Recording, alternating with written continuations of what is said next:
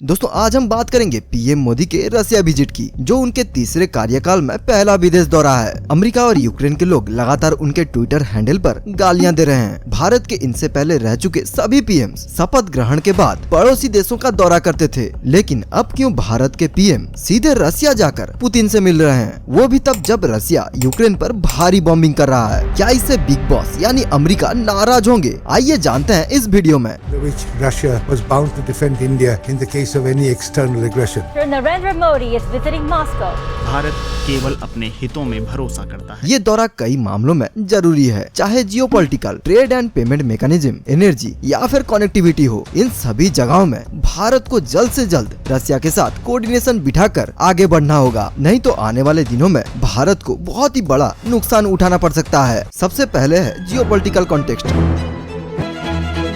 हम सब जानते हैं कैसे पाकिस्तान वार के दौरान अमेरिका और यूनाइटेड किंगडम अपने सबसे पावरफुल युद्ध जहाजों से भारत को दो तरफ से घेर कर हमला करने का कोशिश करते हैं, और किसी काले बादल की तरह रसिया ने भी बे ऑफ बंगाल में अमेरिकन फ्लीट को घेर लेती है। वहीं दूसरे तरफ से भी अरेबियन सी में इंग्लैंड के फ्लीट को रसिया ने भी घेर लेती है। उसके बाद से ही आज तक रसिया भारत का एक अहम दोस्त रहा है, लेकिन अब के समय में लग रहा था कि भारत धीरे धीरे अमेरिका की तरफ ज्यादा शिफ्ट कर रहा है, जैसे कि सबसे ज्यादा विजिट अमेरिका के हो रहे थे और रसिया के साथ जो डिफेंस डील था वो सब धीरे धीरे क्लोज भी हो रहे थे। लेकिन ये डाउट को दूर करने के लिए ये रसिया विजिट इस बात का सबूत है कि रसिया और इंडिया अभी भी एक मजबूत पार्टनरशिप साझा करते हैं। अमेरिका जो हमेशा रसिया पर प्रतिबंध लगाता आया है, ये देखकर जरूर जलन महसूस करता होगा। दूसरा ये विजिट का मुद्दा होगा ट्रेड एंड पेमेंट मैकेनिज्म।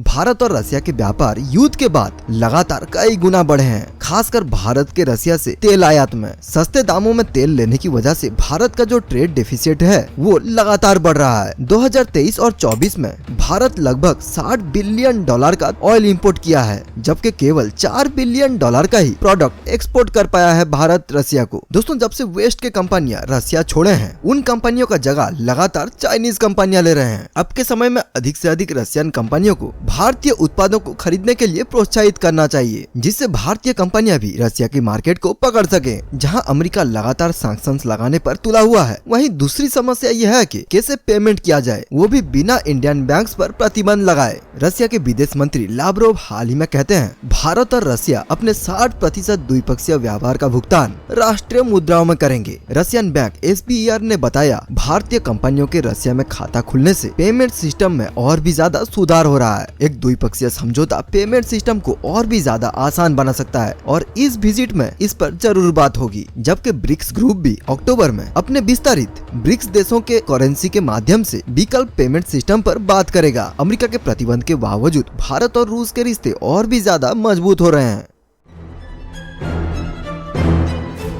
इसी के साथ दूसरा है energy. PM Modi Russian president Putin से बातचीत के दौरान जरूर क्रूड ऑयल पर और भी ज्यादा डिस्काउंट रेट पर बात करेंगे। पिछले 2 सालों में भारतीय रिफाइनरी खासकर गुजरात में रशियन कंट्रोल रोजनेफ्ट वादिनार रिफाइनरी ने बड़े मात्रा में रशियन क्रूड ऑयल को रिफाइन किया है। भारत ने पिछले 2 सालों में रशिया से अपने तेल आयात को 20 गुना से ज्यादा बढ़ा दिया है। पीएम मोदी लंबे समय के लिए ऑयल और LNG कॉन्ट्रैक्ट्स पर चर्चा करने वाले हैं, जिससे भारत के बढ़ती हुई एनर्जी डिमांड को सिक्योरली पूरा किया जा सके। भारत के ऑयल एंड गैस कंपनियों को रशियन ऑयल फील्ड और गैस फील्ड खासकर ईस्टर्न रीजन और साइबेरिया में निवेश का एक मौका मिल सकता है। यह सब कुछ अमेरिका को बिल्कुल पसंद नहीं आने वाला, लेकिन भारत अपने नीड्स को समझता है।